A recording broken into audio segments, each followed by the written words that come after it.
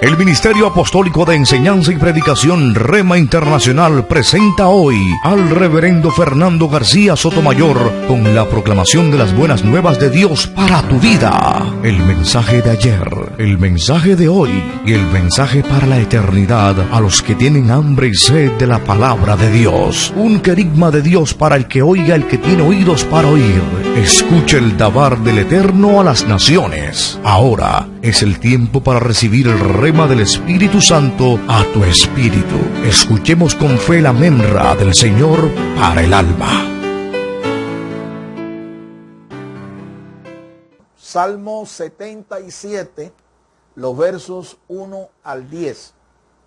Salmo 77, versos 1 al 10. Y escuchemos lo que nos dice la bendita palabra de Dios.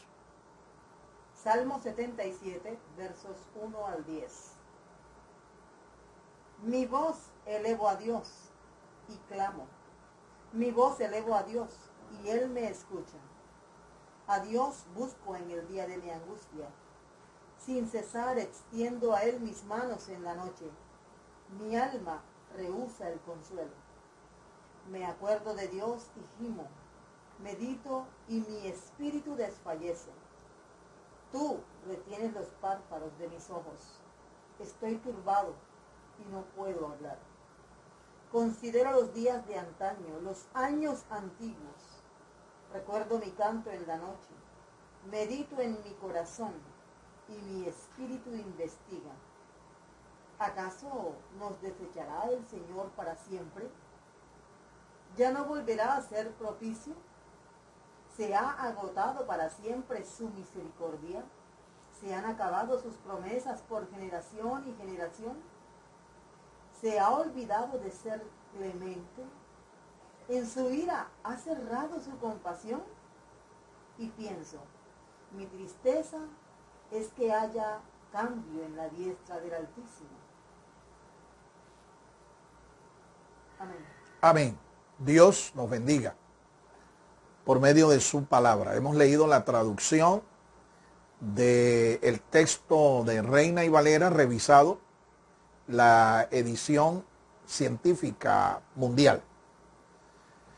Vamos a orar para que el Señor nos dé entendimiento espiritual de esta lectura, de este pasaje de la Escritura.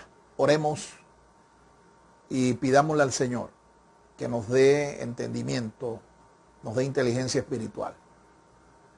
Padre, gracias te damos por tu palabra.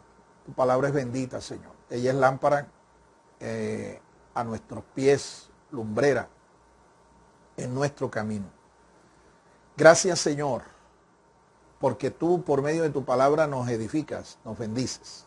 Condúcenos por tu Espíritu Santo, Señor, a todo aquello que es verdadero, que es sano, que es edificante, que contribuye a nuestra madurez y crecimiento espiritual. Danos inteligencia espiritual. Abre nuestros sentidos, Señor, espirituales, de modo que nosotros podamos acomodar lo que es espiritual a lo espiritual. Reprendo en el nombre de Jesús todo obstáculo, toda oposición, toda fuerza espiritual de maldad que se oponga a este propósito. Lo ato, lo desautorizo en el nombre de Jesús de Nazaret. Y declaro este momento, este tiempo, un tiempo de bendición, un tiempo de iluminación por parte de tu Espíritu Santo para nuestras vidas. En Cristo Jesús. Amén, amén y amén. Gloria al Señor. Bien, le voy a rogar ahora entonces su atención máxima para que en estos próximos minutos usted reciba la palabra de Dios. Y por medio de recibir esta palabra, usted crezca en la fe. Recuerde que la fe no es por el ver. La fe es por el oír la palabra de Dios. Así es que vivimos expectantes en esta vida cristiana, no por las cosas que vemos, sino por lo que oímos de la palabra de Dios. Oímos lo que dice la Escritura. El justo, recuerde usted que vive es por la fe. La fe que viene de oír la palabra de Dios. Ruego al Señor que su oído espiritual sea abierto. y que la palabra de Dios llegue a su corazón en esta hora. Hemos titulado, una vez más ratifico esta disertación, Venciendo el día de angustia. Vamos a escuchar algunos pensamientos introductorios que nos van a ir llevando progresivamente a los argumentos principales de esta disertación. En el caminar de un justo siempre habrá momentos de crisis, tiempos de angustia, desespero y desánimos. Nadie, por muy piadoso que sea, está exento de estos días. Así es. Hay una pregunta existencial que desde el primer libro cronológicamente escrito en la Biblia, el género humano se hace, y es: ¿por qué sufren los justos? Esa es la pregunta existencial que está basada en el primer libro de la Biblia, el cual no es el Génesis, sino el libro del patriarca Job. ¿Por qué sufren los justos? Es una pregunta existencial. A lo largo de las páginas de la Sagrada Escritura, en la medida en que la revelación de Dios fue progresando y pasa por hombres como Moisés, luego los profetas, el Señor Jesucristo, sus apóstoles, nosotros vemos que esta pregunta sigue haciéndose, se sigue manifestando. El profeta Habacuc, por ejemplo, cuestiona a Dios también al respecto de los juicios de Dios. La profecía de Miqueas también plantea interrogantes. La profecía de Oseas. Y así, a lo largo de las páginas de la Sagrada Escritura, nosotros vemos que esta pregunta se hace una y otra vez. ¿Por qué sufren los justos? ¿Por qué el mal afecta a los justos? ¿Acaso los hijos de Dios no están protegidos por Dios? Son preguntas existenciales.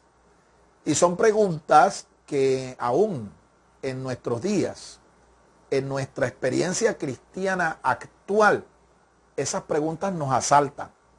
¿Por qué yo tengo que sufrir? ¿Por qué tiene que venir a mí estos tiempos de angustias? ¿Por qué yo soy afectado? Sí, con temores, con incertidumbre, con ansiedad. ¿Por qué? ¿Por qué? ¿Por qué? Son cuestionamientos, ¿sí? Son preguntas, interrogantes, ¿sí? Que nosotros nos hacemos cuando vemos que este mundo realmente afecta nuestras vidas. Cuando las aflicciones vienen. Fíjense que la promesa del Señor incluso es no evitar que estas aflicciones vengan, sino guardarnos en medio de las aflicciones de esta vida mundanal. Jesús lo dijo con claridad. Jesús dijo: imposible es que no vengan tropiezos.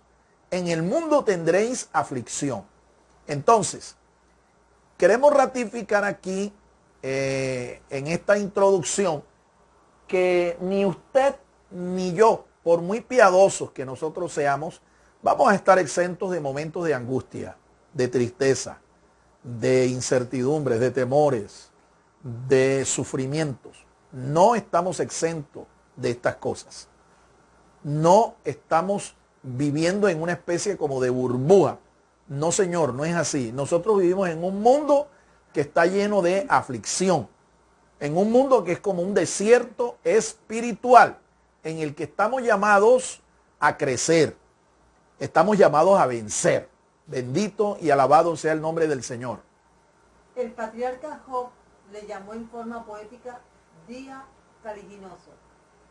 El apóstol San Pablo lo llamó el día malo. El Señor Jesucristo le llamó la hora de las tinieblas. En este pasaje el salmista Asaf le llamó día de angustia. Mire, por ejemplo, cómo cada uno de los escritores sagrados define estos tiempos, ¿sí?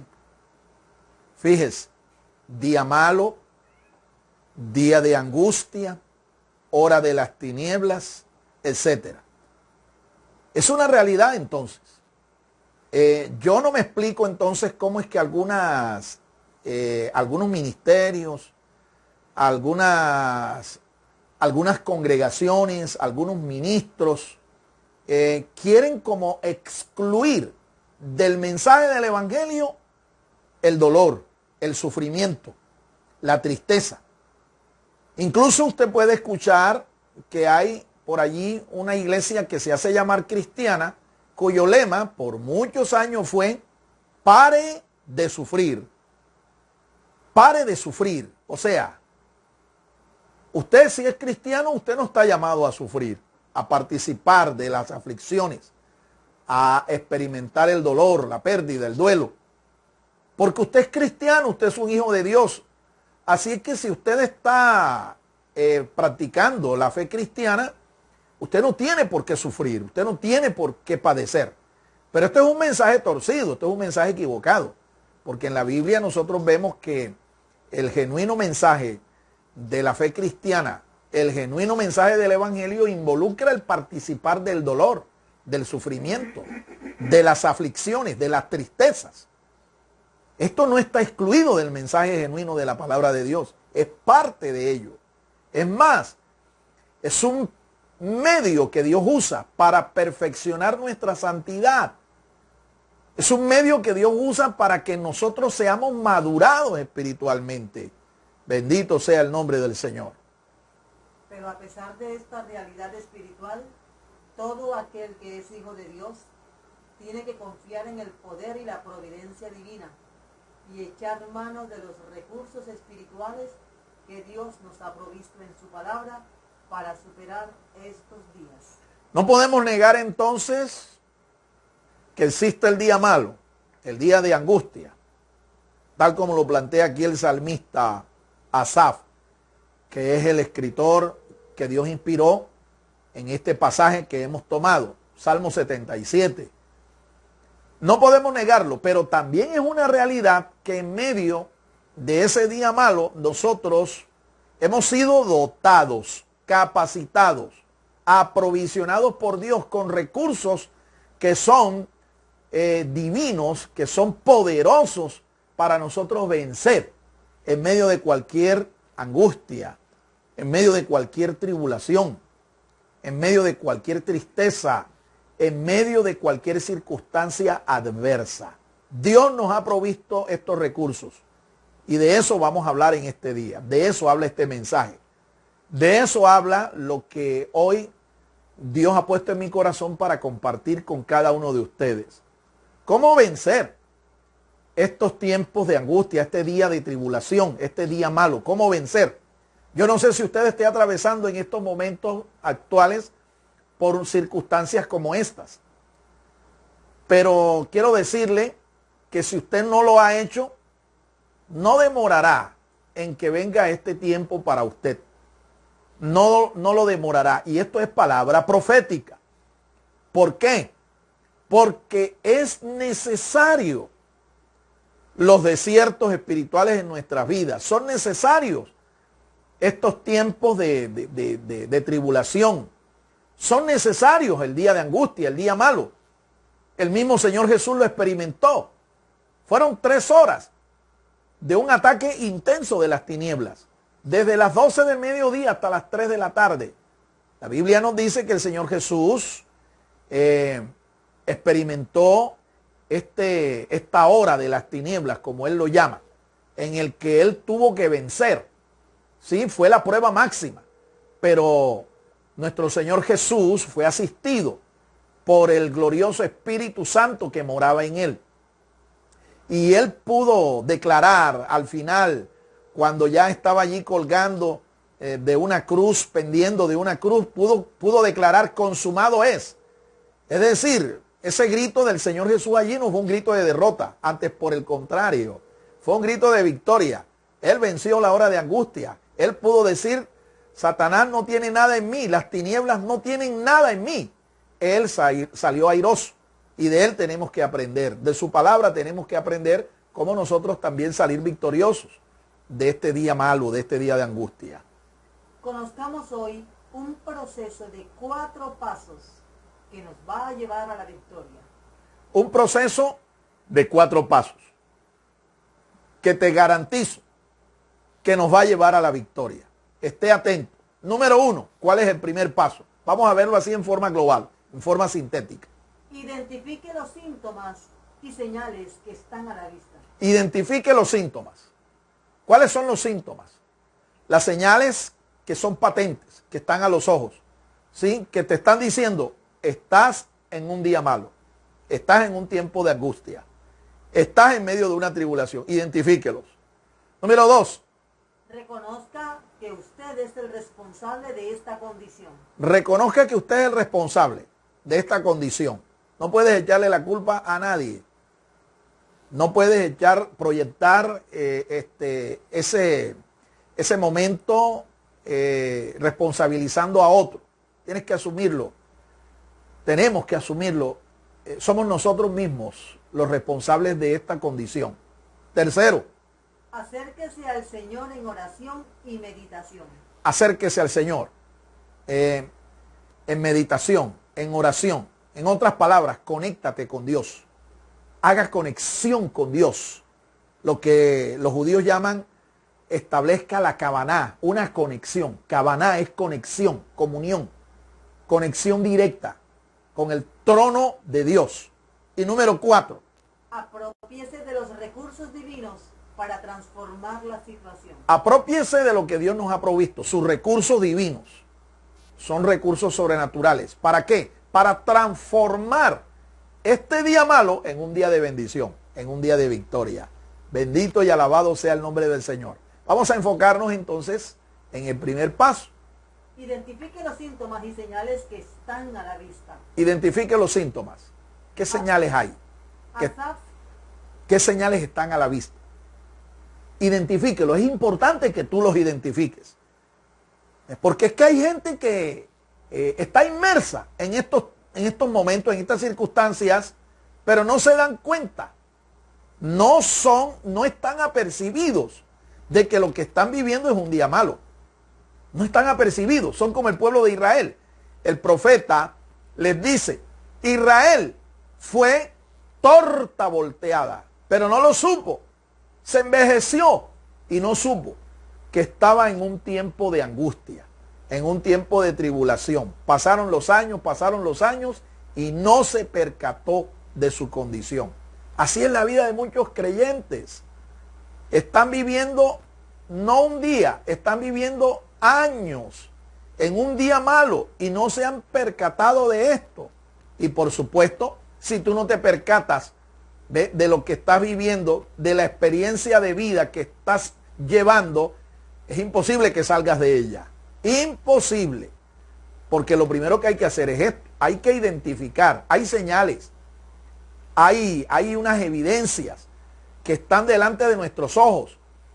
Y tú tienes que reconocerlas como lo hizo Asaf. Mire lo que hizo Asaf.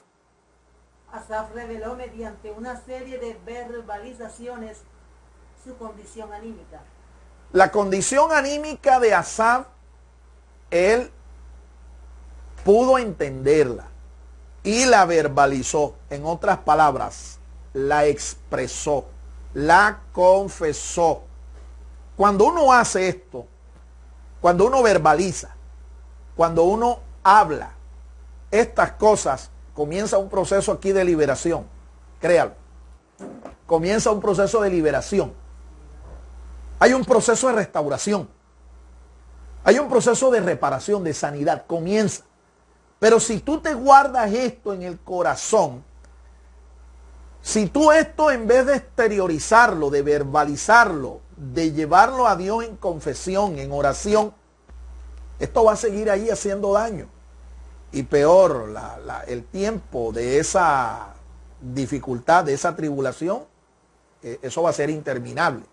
Asaf lo hizo, él verbalizó. Escuchemos, mire, lo que Asaf nos revela aquí en este salmo, en estos 10 versículos que hemos tomado del Salmo 77. El salmista estaba angustiado. Estaba angustiado. ¿Sí? Le llamó a ese tiempo que estaba viviendo, esa experiencia, le llamó día de angustia, día de mi angustia. Lo verbalizó, lo dijo, lo confesó en oración. Ahora, quiero que sepas quién era Asaf. Asaf no era un creyente promedio. Asaf era un salmista. Asaf era un cantor, director de canto en el santuario que Dios levantó para la adoración de su pueblo y de todas las naciones que quisieran acercarse a él.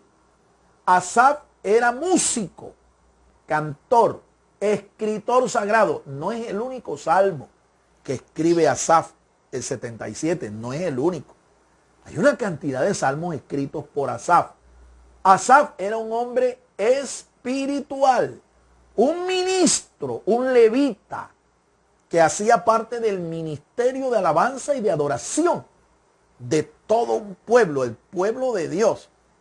Quiero decirte con esto que Asaf no era cualquier persona. Entonces la pregunta es, si Asaf, siendo un hombre de este talante, siendo un hombre de este perfil, vivió un tiempo como esto, ¿será que tú y yo estaremos exentos?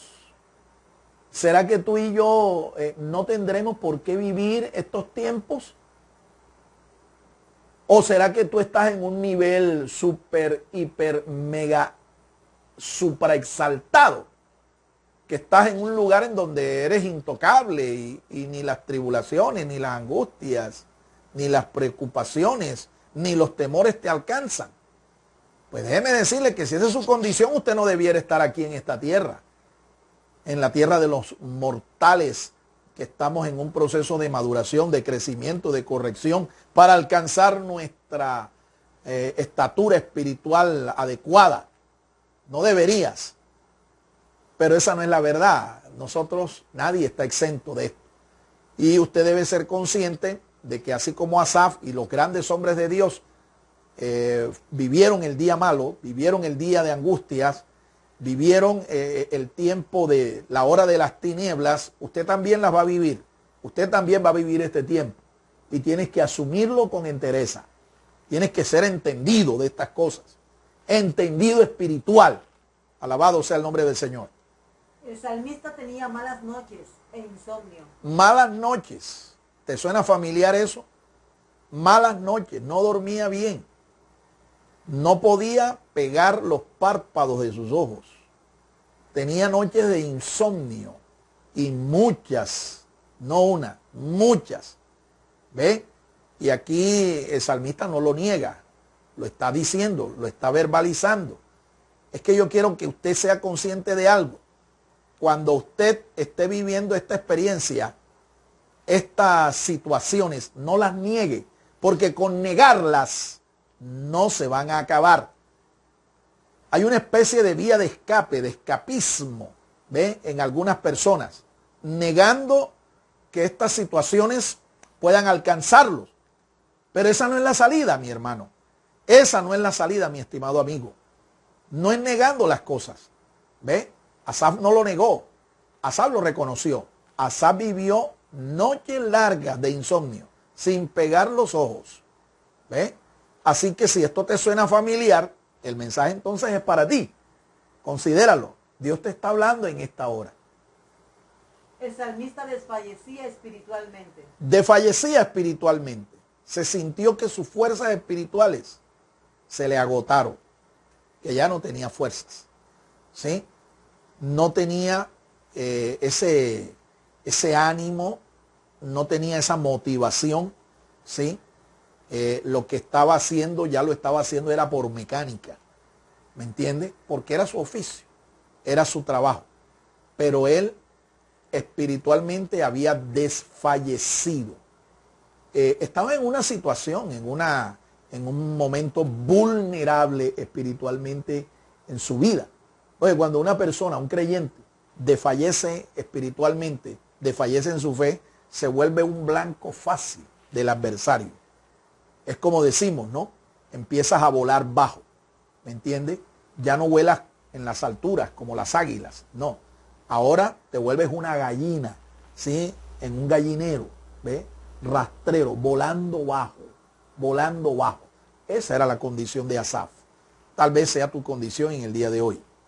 El salmista anímicamente tenía la condición de una persona bipolar, pues su mente estaba dividida. Su mente estaba dividida. Y hoy los psicólogos le llaman a esto una condición bipolar. ¿Sí? Mira, ¿dónde se refleja esto? Cuando vemos al salmista que él cantaba y oraba, y en vez de gozarse, en vez de alegrarse, lo que hacía era que se deprimía más.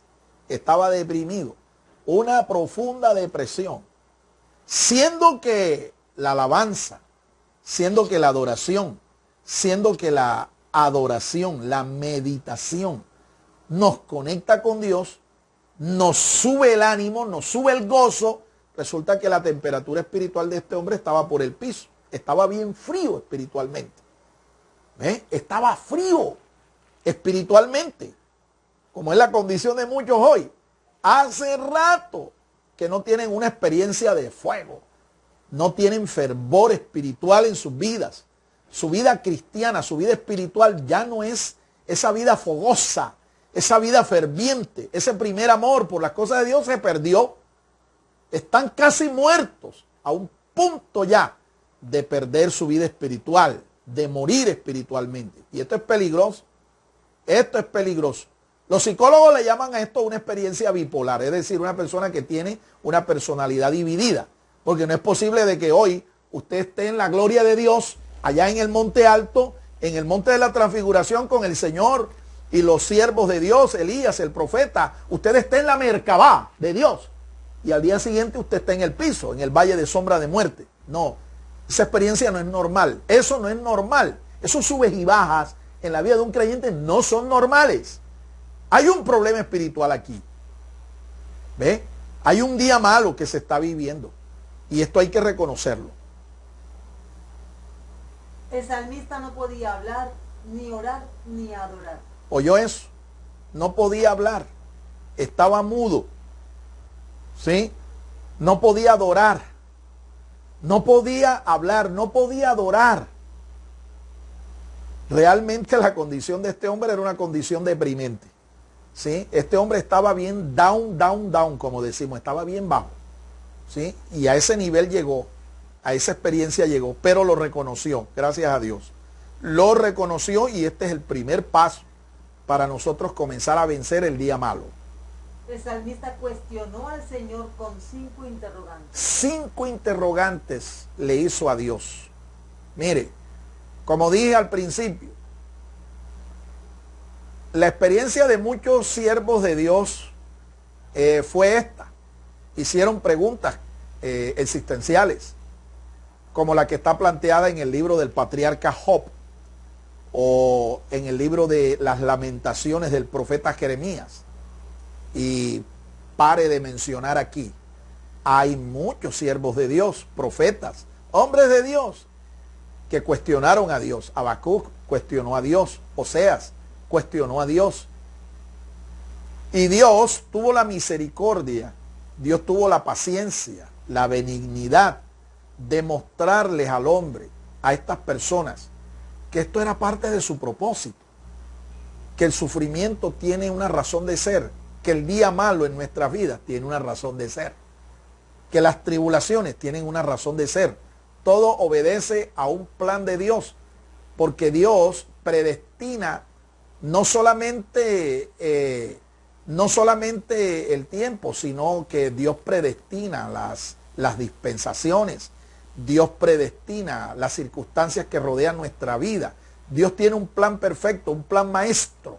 Y Él va a sacar adelante su propósito aún por encima de nuestras flaquezas, de nuestros cuestionamientos, de nuestros interrogantes, de nuestra confusión. Dios va a cumplir su propósito. Alabado sea el nombre del Señor. Es porque Él tiene el control, porque Dios es sabio y Dios sabe lo que hace. No podemos enseñarle a Dios, no podemos decirle, te estás equivocando. ¿Por qué?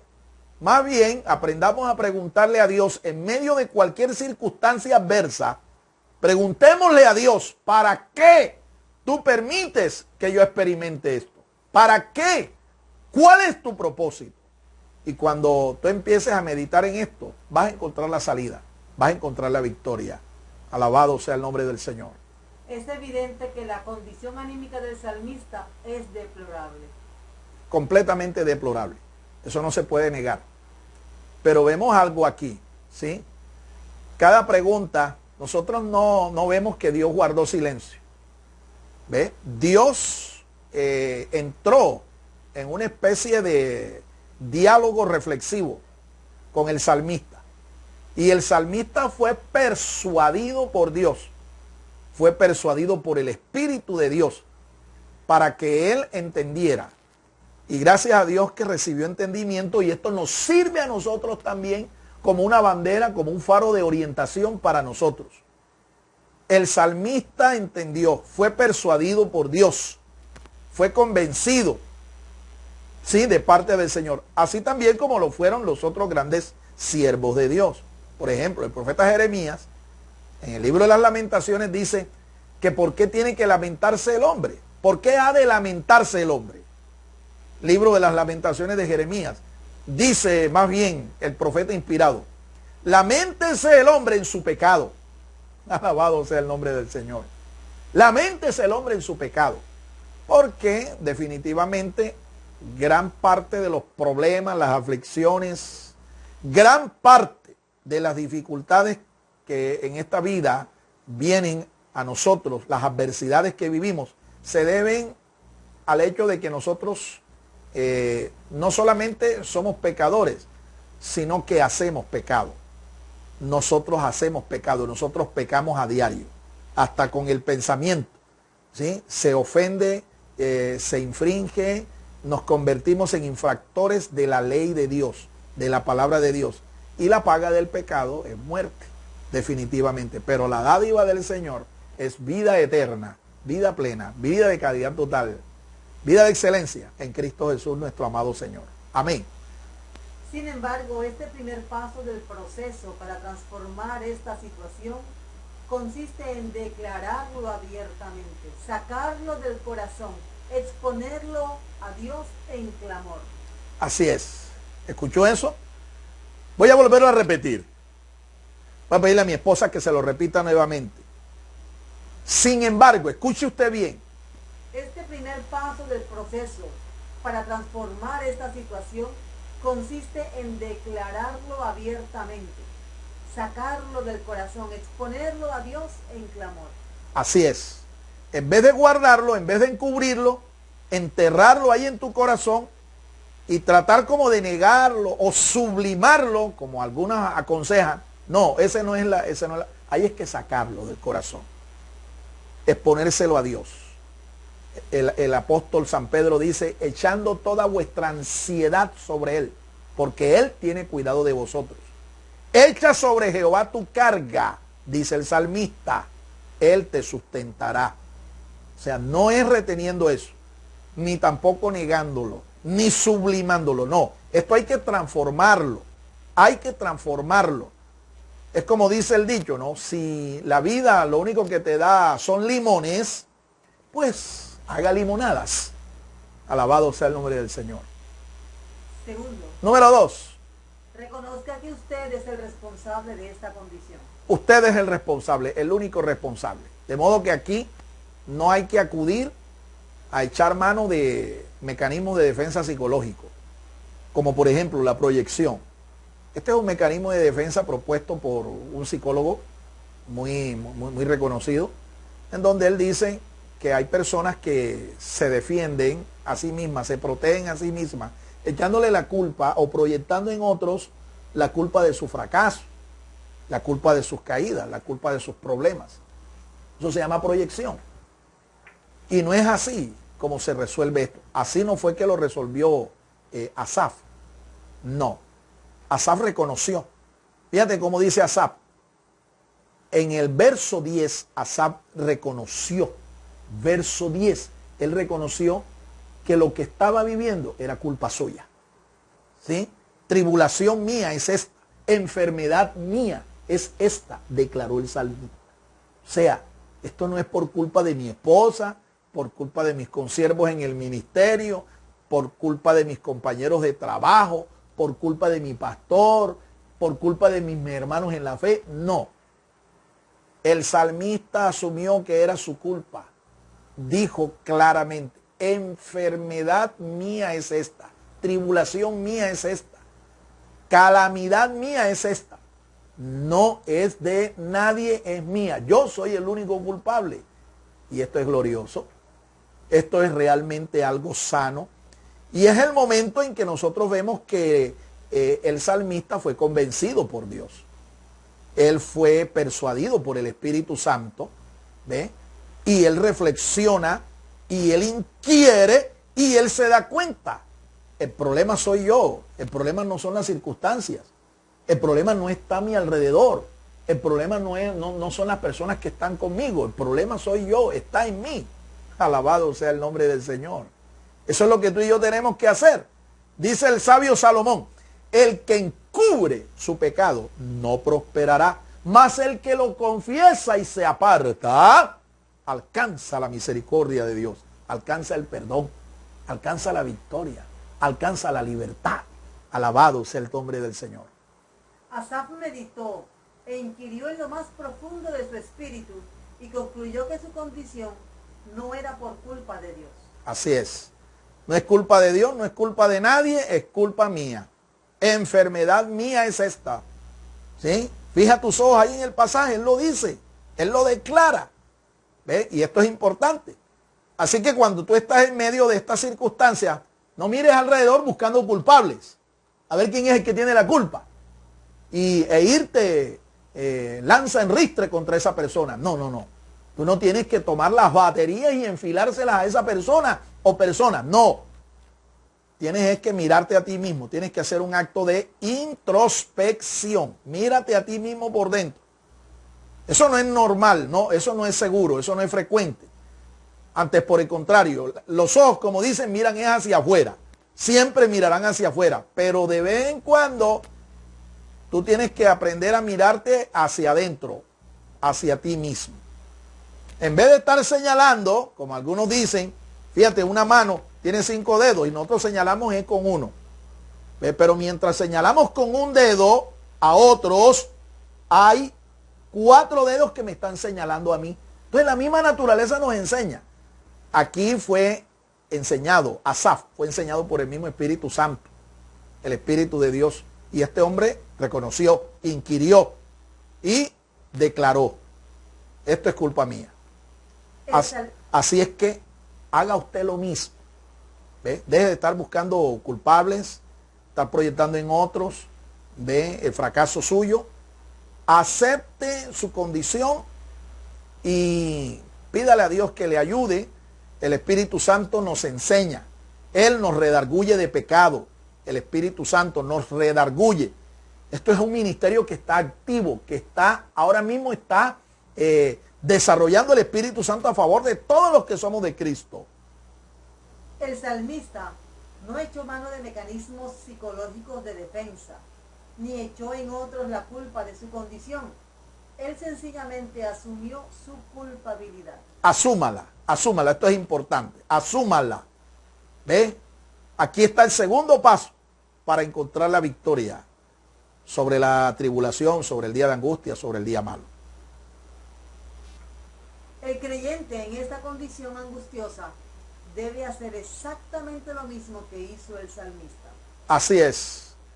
Yo no sé en qué día malo te encuentres tú, yo no sé por qué tiempo de angustia estés atravesando, no sé, pero Dios sí sabe, Dios te está observando y Él está esperando que tú tomes este paso, que tú decidas, ¿sí? Y cuando Dios ve eso en ti, Él se va a manifestar, Él te va a ayudar, Él te va a sacar de ese tiempo, porque tampoco es propósito de Dios que tú vivas toda una vida en el día malo. No es propósito de Dios que tú estés todo el tiempo de tu vida viviendo en angustias, en estrés, en tribulación. No es propósito de Dios. ¿Ve? Son tiempos que nosotros no podemos excluir de nuestra experiencia cristiana, pero no es toda la vida, mi amado hermano. Alabado sea el nombre del Señor. Tercero. Número 3. Acérquese al Señor en oración y meditación. Acércate a Dios en oración, en meditación. Esto es importante. ¿Sí? No solo es adorar, ¿sí? Tal cual como dice el salmista. Entrad por sus puertas, las puertas del cielo, con acción de gracias y alabanza. No. No basta adorar, no basta alabar, no basta entrar al trono. No basta con esto. Hay algo más que usted tiene que hacer. Al estar en el trono, al estar en la presencia del Señor, tenemos que aprender a orar. Orar es hablar con Dios. Orar es eso. Sencilla y llanamente, orar es eso. No reces, ora. Un rezo es algo repetido, una repetición vana, vacía, que no es sentida. Por ti no es sentida, eso lo hizo otra persona. Usted tiene que aprender a orar. ¿Sí? Usted tiene que aprender a orar, a hablar con Dios, a dialogar con Dios. Ojo, la oración es el canal más directo para acercarse a Dios. La oración es como alguien dijo, es el número del celular del Señor. Está ya en Jeremías 33:3. Ese es el número, Jeremías 33:3. Clama a mí, dice el Señor, y yo te responderé. Te enseñaré cosas grandes y ocultas que tú no conoces. Ojo que la oración implica un diálogo, una respuesta. No solo es hablarle a Dios, sino permitir que Dios nos hable a nosotros también. No solo es leer la palabra de Dios, leer la palabra de Dios. No, no, no. Hay que dejar que la palabra de Dios nos lea a nosotros también. Te lo voy a volver a repetir. No solo es leer la palabra de Dios mientras oramos, no. Tenemos que permitir que la palabra de Dios nos lea a nosotros. Ahí es donde se establece un diálogo. Ahí es donde hay retroalimentación. Ahí es donde hay realmente diálogo con Dios. Eso es meditar. Meditar en el Señor, meditar en su palabra. Esto hizo el salmista. Esto hizo Asaf. Él oró. Él adoró, él reflexionó, caviló, inquirió, pero meditó, masculló, reflexionó con Dios.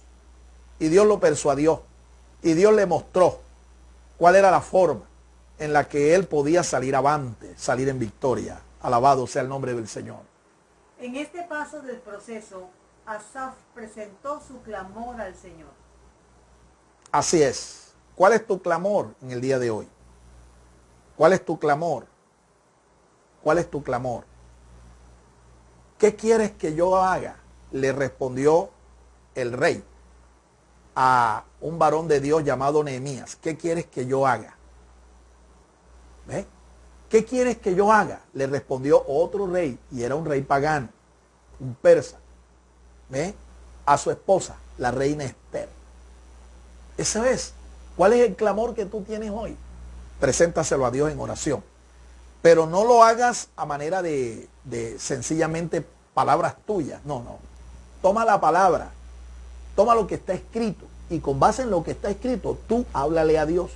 Hay promesas en la palabra de Dios. Hay más de 8,000. Tómalas. Conócelas. Inquiere en ellas. Y háblale a Dios en oración. Por la palabra. Por lo que Él declaró. Por lo que Él dijo. Dios reconoce y se acuerda de lo que Él dijo. Dios reconoce y se acuerda de lo que Él habló, lo que Él prometió. Y Dios es fiel, mi amado hermano. Nunca sus palabras van a caer al suelo. No, Él va a cumplir lo que ha prometido. Por eso es que es importante orar, clamar a Dios por la palabra. ¿Cuál palabra? La palabra escrita. Lo que está escrito en ese sagrado libro, la Sagrada Escritura. Asaf echó mano del poder de la adoración y la alabanza. Así es, hay un secreto espiritual. ¿Ve? Cuando tú aprendes a alabar y adorar a Dios. Tenemos que desarrollar más este ministerio, tenemos que profundizar más en esto. ¿Sabes por qué? Porque el mismo Señor Jesucristo declara que Dios anda en busca de este tipo de personas. ¿Cuál tipo de personas es la que Dios busca? Dios busca adoradores que le adoren en espíritu y en verdad. Así es que en esto tenemos que profundizar más. Tenemos que aprender a desarrollar más este ministerio de alabanza y adoración. Te puedo marcar una sencilla diferencia entre una cosa y otra. La alabanza es tributarle a Dios, rendirle a Dios culto, homenaje por las obras que Dios hace. Eso es alabanza. Tributarle a Dios culto, homenaje, reconocimiento por las obras que Dios hace. Cuando nosotros cantamos o cuando nosotros oramos a Dios y le alabamos por medio de un cántico, por medio de una oración, y nosotros reconocemos las obras de Dios, lo que Dios ha hecho, lo que hace, lo que va a hacer, estamos alabándole. Ahora, cuando estamos adorando, lo que hacemos es rendirle a Dios homenaje, culto, tributo por lo que Dios es. Por lo que Dios es. Ya no es por lo que Dios hace, sino por lo que Dios es. ¿Quién es Dios para ti? En la Biblia nosotros encontramos infinidad de nombres que definen el carácter de nuestro Dios. Los salmistas revelan a Dios en diferentes formas, en una policromía interesante de facetas. Lo muestran como el guardador de su pueblo, el protector, lo muestran como el Dios misericordioso, el Dios fiel, el Dios clemente, el Dios santo, etcétera, etcétera, etcétera. Tenemos que tomarnos el trabajo de conocer a Dios. Y la mejor manera es meditando, estudiando su palabra. Cuando tú estudias la palabra, cuando tú conoces la palabra de Dios, meditas en ella, tú vas a ver revelado el carácter de Dios. ¿Quién es Dios? La pregunta para usted es, ¿quién es Dios para usted? ¿Quién es Dios para usted? Para mí Dios lo es todo. ¿Sí? Los místicos del judaísmo han dicho que Dios tiene 72 nombres, a través de los cuales Él revela su carácter. 72 nombres. Pero en la Biblia hay más de 72 nombres. En el libro de los Salmos hay más de 72 nombres revelados de Dios. Es tarea de nosotros entonces investigar, inquirir, porque eso es meditar. Meditar. Una de las cosas en las que tú y yo tenemos que aprender a meditar es en el nombre de Dios. Porque el nombre revela su carácter. En otras palabras, el nombre perfila delante de nuestros ojos quién es nuestro Dios. Lo perfila. Tú lo conoces. Y en esto hay un gran reconocimiento. El profeta dice que si hay alguna honra, alguna gloria en nosotros, consiste en conocer a nuestro Dios. ¿Lo conoce usted? Dice el Señor Jesucristo, esta es la vida eterna. Que te conozcan a ti, el único Dios verdadero, y a Jesucristo a quien has enviado. Conocerlo, eso es, conózcalo. ¿Y a través de qué? No solo de la oración, la meditación. Conocer a Dios a través de la meditación de su nombre, su carácter revelado allí en sus nombres. Eso hizo Asaf. Él echó mano de esto. Él inquirió, echó mano de la alabanza, de la adoración, pero también echó mano de otros recursos. Un creyente debe hacer lo mismo cuando la angustia y el desánimo viene a su corazón. Confiese su condición delante de Dios y confíe en su misericordia. Confiar en la misericordia de Dios. ¿Sabes por qué? Porque Dios es sabio y Dios sabe lo que hace. Él conoce los tiempos, conoce las edades y Él sabe lo que más nos conviene. Y créalo que como todo buen padre desea lo mejor para sus hijos, Dios también desea lo mejor para nosotros. Así que nada de lo que Él permite que pase en nuestras vidas es para nuestro mal. Hay un propósito. Estas cosas van a contribuir al propósito de Dios. San Pablo dice allá en Romanos 8:28, todas las cosas ayudan a bien a los que aman al Señor, a los que conforme a su propósito son llamados. Si tú has sido llamado por Dios, si eres parte de la familia de Dios, si tú eres parte de su reino, entonces tú estás en el propósito. Y nada de lo que a ti te ocurre por casualidad o por error de Dios o por equivocación de Dios. No, Dios está haciendo todas estas cosas. Dios las promueve, es para nuestro bien.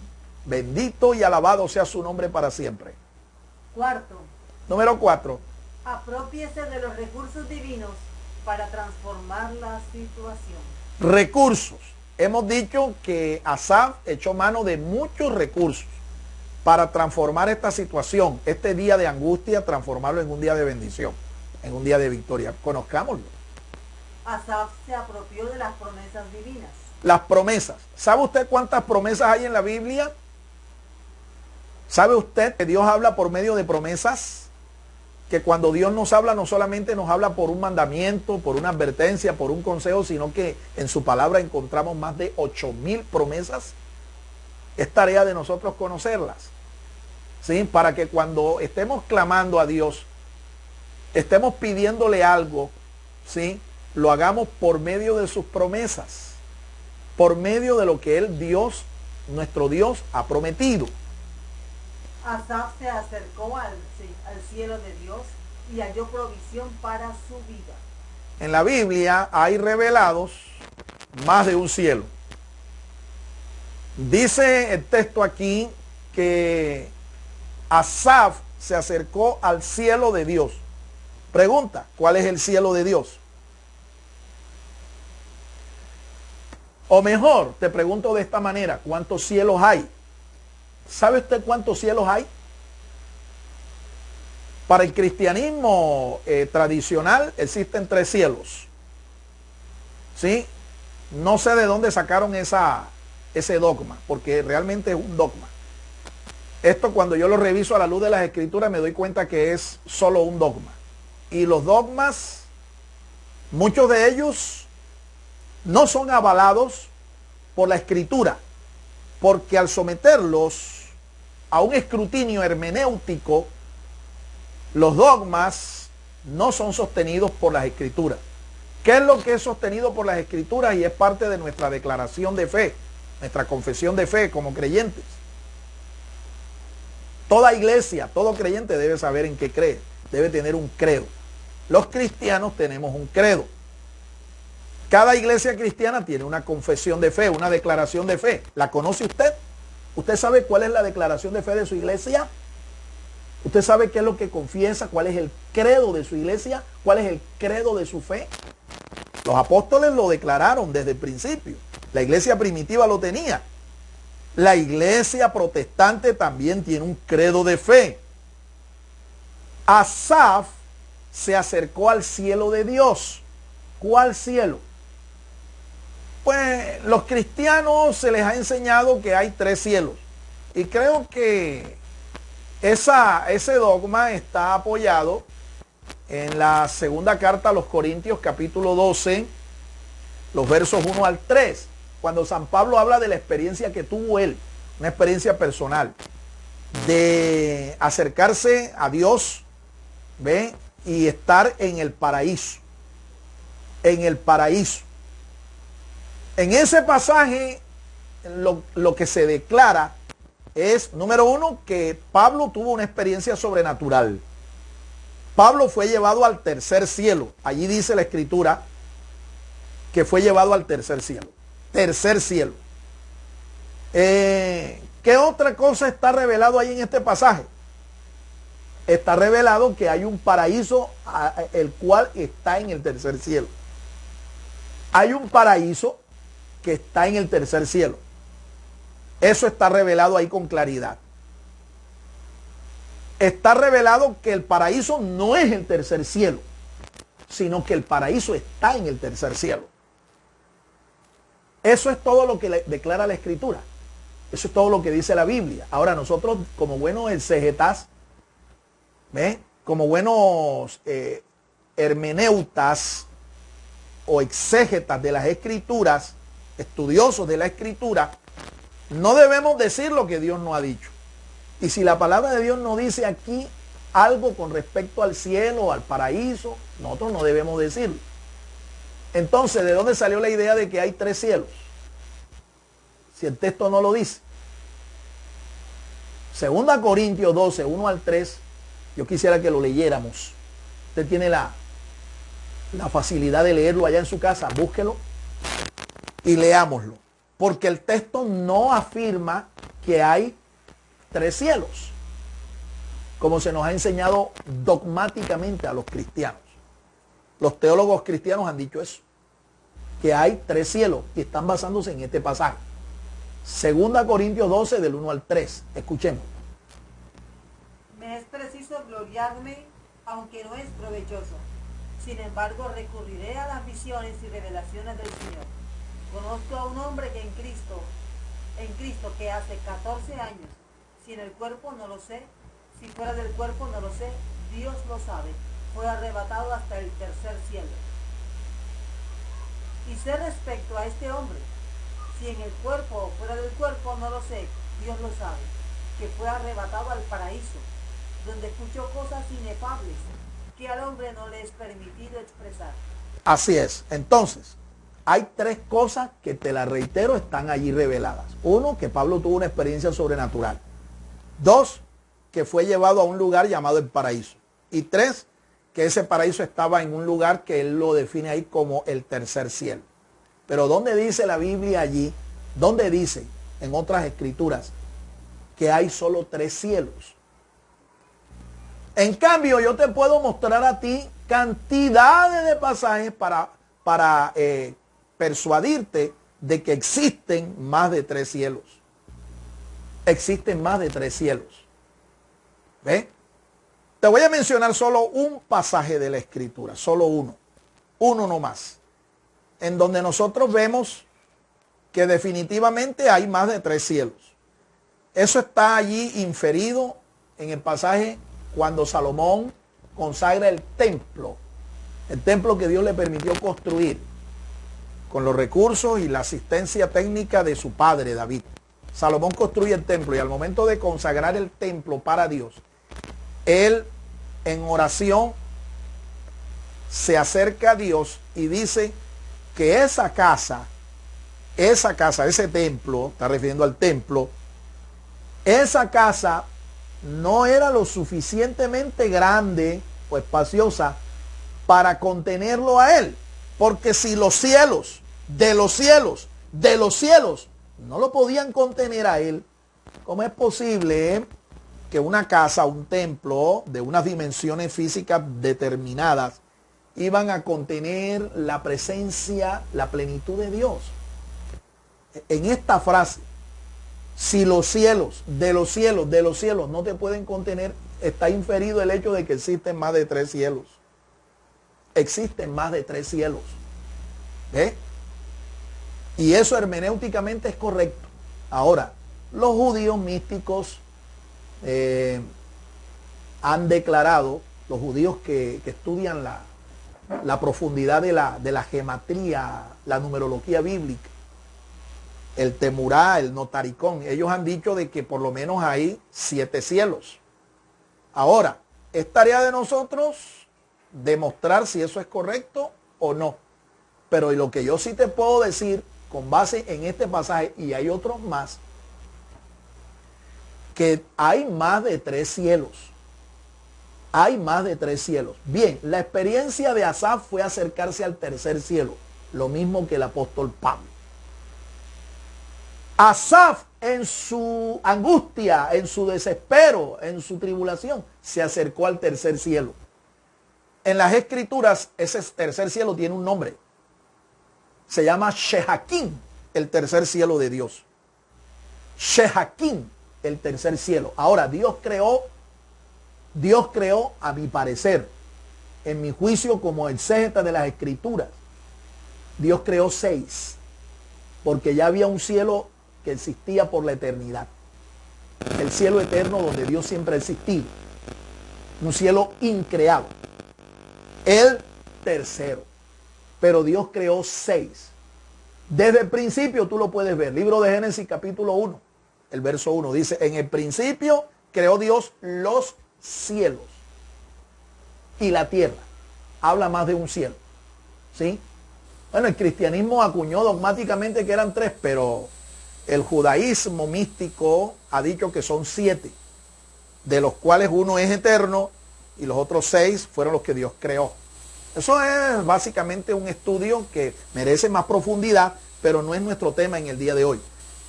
Lo que yo te quiero decir es que Asaf se acercó al tercer cielo. El cielo que en las escrituras el vocablo hebreo que se usa es Shehakim. Aquí en este salmo está usado esa expresión. Shehakim, el tercer cielo, al que Pablo también ascendió, fue llevado por el Espíritu Santo allá. Deuteronomio 10, verso 14, me está diciendo mi esposa que ese es el texto. Hay otro texto además de lo que está escrito allá en el primer libro de las Crónicas, primer libro de Reyes 8, ahí están. Esos son textos que están allí, están a la vista de todos, cualquiera puede mirarlo. Y la expresión siempre será esa: cielos de los cielos de los cielos. Cielos, plural, mínimo 2. De los cielos, 2 más, y van 4. De los cielos, 2 más, y van 6. Y hay uno que es increado, sumamos el cielo eterno, 7. ¿Se da cuenta usted? 7. Ese fue el cielo, el tercer cielo al que se acercó, repito, el apóstol Pablo, ¿verdad? Y escuchó palabras inefables que no le he dado al hombre expresar, o sea, palabras que él quiso escribirlas. Lo mismo Juan el apóstol. Juan el apóstol recibió también palabras, revelaciones que cuando él las quiso escribir, le fue prohibido por el ángel. El ángel que le reveló a él 4 visiones que conforman el libro de Apocalipsis. 4 revelaciones que conforman el libro de Apocalipsis. Entonces, mi amado hermano, este es un recurso del cual nosotros también podemos echar mano. Acércate al cielo de Dios. Los estudiosos, los rabinos estudiosos del judaísmo, los místicos, dicen que en este tercer cielo está el granero de Dios. Está toda la provisión de Dios para nuestras necesidades. Alabado sea el nombre del Señor. Dios me va a permitir enseñarles a ustedes acerca de esto, de los 7 cielos que en las Escrituras están revelados. Dios me lo va a permitir, pero por ahora lo que yo le puedo compartir es el hecho de que existen más de 3 cielos y que Asaf y aún el apóstol Pablo, San Juan, fueron llevados allá. El profeta Ezequiel 47 veces tuvo visiones acerca de ese tercer cielo. Ezequiel, el profeta Ezequiel. Isaías también tuvo esa visión de ese tercer cielo. Alabado sea el nombre del Señor. Continuamos. Asaf confió en la providencia divina. La providencia divina. Eso es algo que en lo cual usted y yo también debemos confiar. La providencia es esa acción de Dios detrás de los acontecimientos de la historia. Es como la mano de un titiritero que no se ve en la escena, no se ve en el teatro, pero es el que lleva los hilos de los movimientos de los personajes, de esos muñequitos que dramatizan una historia. Bueno, Dios lleva los hilos, Dios está en control y nosotros debemos confiar en la sabiduría, en la providencia de Dios. Asaf lo hizo. Él aquí declara que los caminos de Dios, el rastro de Dios, son como las huellas que deja una embarcación, una nave en el mar. Tú sabes lo que deja un barco, una nave en el mar cuando va transitando, va surcando. Él deja una estela, pero después de unos minutos, después de unos momentos, la estela se pierde. ¿Cómo rastreas tú a un barco, a una nave en el mar? ¿Cómo? No hay rastro, no hay rastro. Así es la providencia de Dios. Nosotros nos toca discernir cuando Dios está actuando, ¿ves? Descubrir que lo que está ocurriendo está bajo el control de Dios. Y eso va a traer paz, tranquilidad, confianza a nuestra alma. Pero si nosotros no confiamos en su providencia, nosotros es difícil que veamos el porqué de las situaciones. Pero cuando aprendemos a confiar en la providencia de Dios, sabemos que Dios está en control. Es como aquel niño, te lo voy a ilustrar con este testimonio. Un niño iba en un avión. ¿Ve? El avión era un avión de pasajeros. Un niño, un menor de edad, iba en un avión. Y en medio de la travesía se desató una terrible tormenta. Una tormenta que empezó a hacer que el avión se estremeciera. La gente que estaba dentro del avión comenzó a clamar angustiada, asustados todo el mundo. Y aquellos que eran devotos, que eran piadosos, comenzaron a hacer sus rezos, sus oraciones, a encomendarse a Dios, porque la cosa estaba difícil, estaba complicada. Pero el niño estaba tranquilo, el niño estaba en paz, sin ningún tipo de temor. Y una mujer que estaba al lado lo vio y le molestó esa actitud del niño y le preguntó: niño, todo el mundo aquí está asustado, temeroso, clamando, pidiendo a la divina providencia. que nos salve, que nos ayude, porque estamos en peligro y tú estás tranquilo. ¿Tú por qué estás tranquilo? Y el niño con aquella frescura, podemos decir, con aquella displicencia incluso, se remitió a la anciana mujer angustiada y le dijo, porque mi papá es el piloto. Bendito y alabado sea el nombre del Señor. Mi papá es el piloto de la nave, así que yo confío en mi papá. Yo confío en mi Padre Celestial. Yo no sé si usted confía en Él, pero yo confío que Él, todo lo que ha permitido en mi vida es porque obedece a un propósito. Igual usted, igual lo hizo Asaf. Usted tiene que confiar en la providencia de Dios y tiene que echar mano de ese recurso para que usted pueda salir de cualquier tiempo angustioso. Asaf echó mano del conocimiento que tenía de Dios, es decir, echó mano de su teología. Exactamente. La teología es la ciencia que estudia, que conoce a Dios. Un teólogo es aquel que conoce a Dios por el estudio. Hay teólogos prácticos también que conocen a Dios por la experiencia directa, encuentro personal. Cualquiera que sea la forma en que usted conozca a Dios, es importante que usted lo conozca. ¿Ve? Porque en momentos como estos que estaba viviendo Asaf, el conocer a Dios produce confianza. Produce confianza. Fíjate que él comienza a decirle a Dios aquí, a partir del verso 10, usted lo puede ver. Comienza a decir que Dios es santo, que Dios es el Dios de la historia. ¿Ves?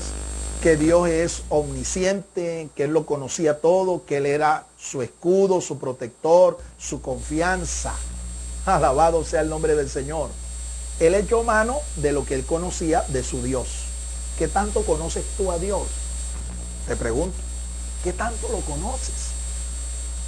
Es importante que lo conozcas, porque si tú lo conoces, sabrás que Él tiene poder y tiene sabiduría para sacarte de cualquier tribulación, cualquier circunstancia difícil. Alabado sea el nombre del Señor.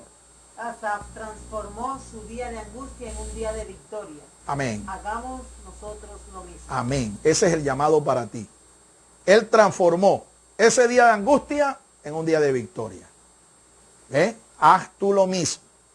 Usa esa materia prima, usa esos elementos que tienes, esas circunstancias, y no la mires como un obstáculo, no la mires como algo que es un conflicto que te va a llevar a la derrota. No, úsalo para glorificar el nombre del Señor, para transformar esta circunstancia. Y concluyo. El pueblo de Dios vive en una especie de exilio espiritual mientras camina por este mundo. Pero un día este exilio va a finalizar cuando Dios nos congregue en su reino y lo establezca en el universo por toda la eternidad. Amén. Los estudiosos de el rabinismo, los estudiosos judíos dicen que este salmo está basado en la experiencia que ellos tienen en la actualidad de vivir en la diáspora, en el exilio. El pueblo de Israel vive en el exilio, ¿sí? Hasta el año 1948 ellos estuvieron errantes por el mundo, exiliados en la diáspora.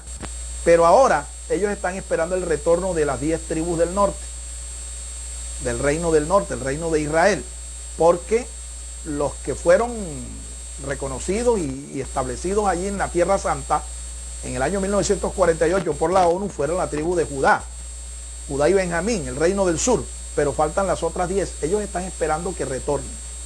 Pero nosotros sabemos que la historia de Israel es un tipo que ilustra también la historia de la iglesia.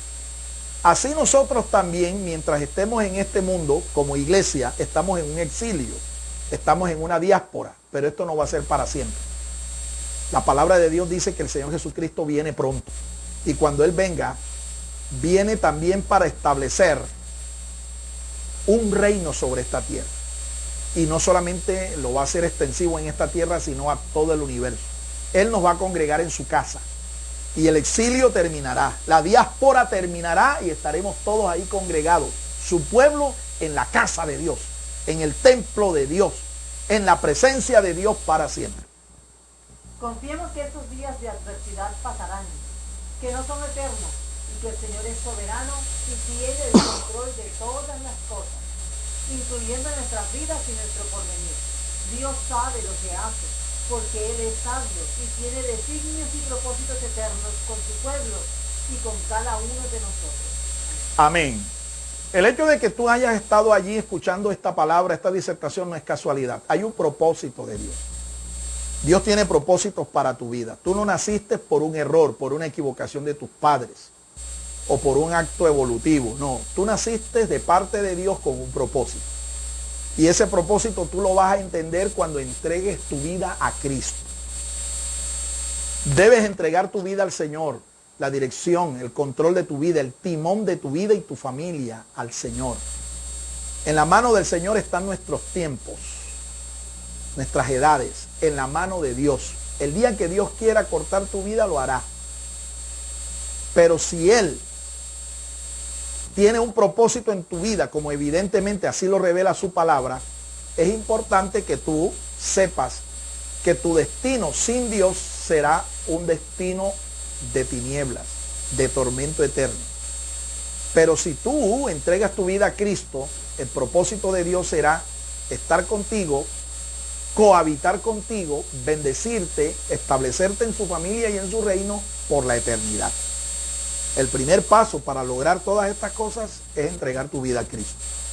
Ahora, si esta es tu decisión, si esta es tu necesidad, tú necesitas entregarle tu vida al Señor, necesitas entregarle tu porvenir al Señor. Si así lo decides, yo te voy a acompañar en una oración de fe para que invites al Señor a entrar en tu corazón. Así tu vida tendrá propósito a partir de este momento. Repita junto conmigo: Señor Jesús, yo he escuchado tu palabra y creo que tu palabra es verdad. Señor, quiero confesarte ahora como mi único y suficiente Salvador. Te acepto, Señor, como mi Dios, como mi Salvador. Te ruego que perdones mis pecados y escribas mi nombre en el libro de la vida. Séllame con tu Espíritu Santo y guíame por tu Espíritu a hacer tu voluntad desde ahora y para siempre. Padre Celestial, me dirijo a ti ahora en el nombre de Jesús. Dígalo. Padre Celestial, me dirijo a ti ahora en el nombre de Jesús para darte gracias, porque creo que por la fe en tu Hijo, ahora soy salvo, ahora soy hijo tuyo. Gracias por perdonar mis pecados y escribir mi nombre en el libro de la vida. Gracias por sellarme con tu Espíritu Santo. Enséñame a orar, a amarte, a seguirte y a servirte desde ahora y para siempre. Amén.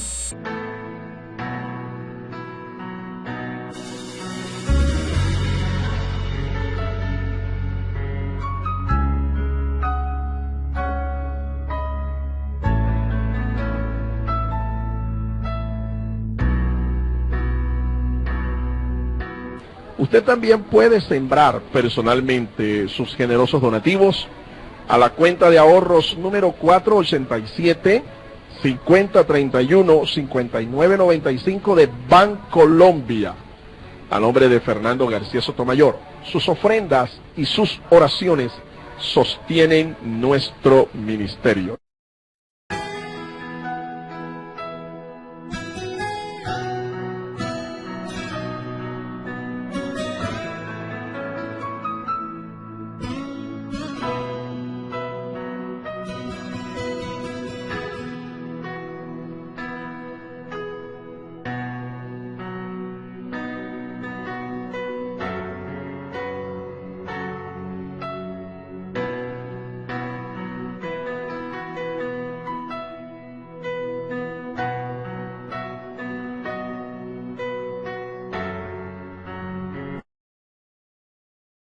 El Ministerio Apostólico Rema Internacional pone a disposición esta predicación. Ofrecemos ministración a simposios, seminarios, campañas evangelísticas, educación globalizada sana y de carácter interdenominacional. Escríbanos a ministerioremainternacional@gmail.com o llámenos al celular 316-270-7181.